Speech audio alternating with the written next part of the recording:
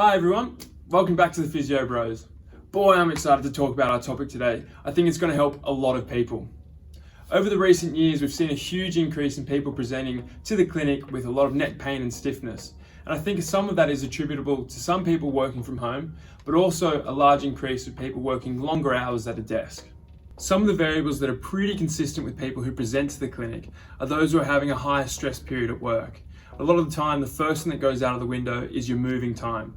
People tend to not find time for exercise in the morning, during or after work, and therefore over time they notice a slight increase in stiffness and tightness in the neck, which eventually can result in pain.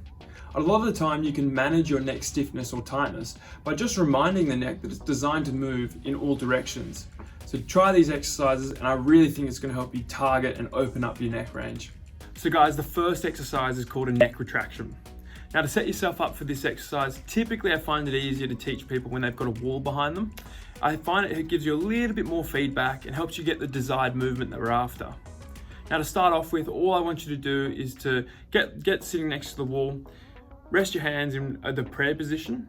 You're going to find your thumbs and rest them in the middle of your sternal notch, which is here, and then you're going to rest the inside of your fingers on your chin. Now to perform this exercise, what you want to do is you want to draw your chin away from your fingers. And when you get that desired movement, you're going to hold. You're aiming for about a 5 to 10 second hold, and you're going to perform 8 repetitions. Now one of the things I really want you to monitor for is that when you're performing this exercise, that your chin isn't going up, it's not going down, nor are you poking back into the fingers. You're just pulling away from the fingers and going from there. If you're finding that easier and you're really wanting to get a stronger stretch, then a nice little progression for that is to then start performing with a little bit more resistance. So as you perform the movement, you're going to push down with your fingers and push into end of range.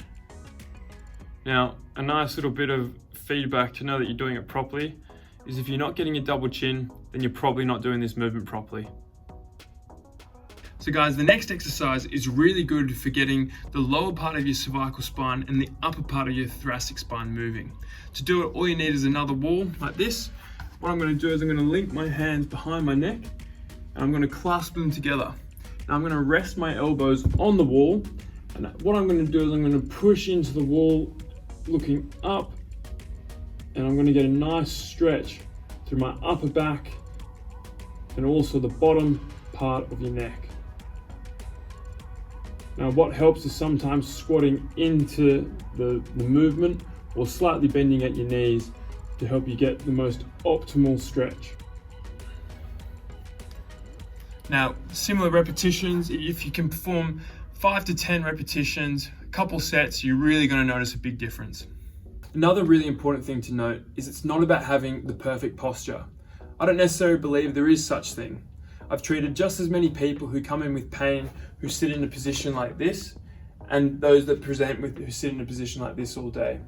One of the common variables that I found, it's more about how long you're sitting still for and the lack of movement that your neck gets. That is the primary contributor to your neck stiffness and tightness. Now the next series of exercises will be nice and easy to remember. I think sometimes it's forgotten how important it is to maintain your normal full range of movement. So to keep it nice and simple, what I want you to do is just sitting in your chair, looking up all the way, down all the way, up all the way, and you're going to perform this 5 to 10 times. So that's 4, 5. Now, if that's nice and simple, what you can do is you can add a little bit of overpressure, especially when you're looking down. So as you come down, you can do a light pull to get you into your end of range and coming up there. And the next part is nice and easy. It's just looking from side to side. Try and get as far through your range as possible. You should be feeling some light resistance towards your end of range. And if you're finding that too easy, then a nice way to add a little bit of pressure is by placing the back of your hand and pulling through.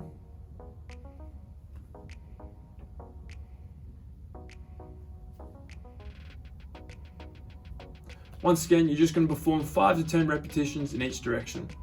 The last one is bringing your ear to your shoulder. Now this is a really good stretch for not just your neck, but also your upper traps. And if you're finding that too easy and you want a bit more of a pull, then you can bring your hand up onto the other side of your head and pull down like that. And once again, 5 to 10 repetitions. Now you can't really overdo this. If you're feeling stiff or tight, then try doing that series of exercises to help loosen you up immediately.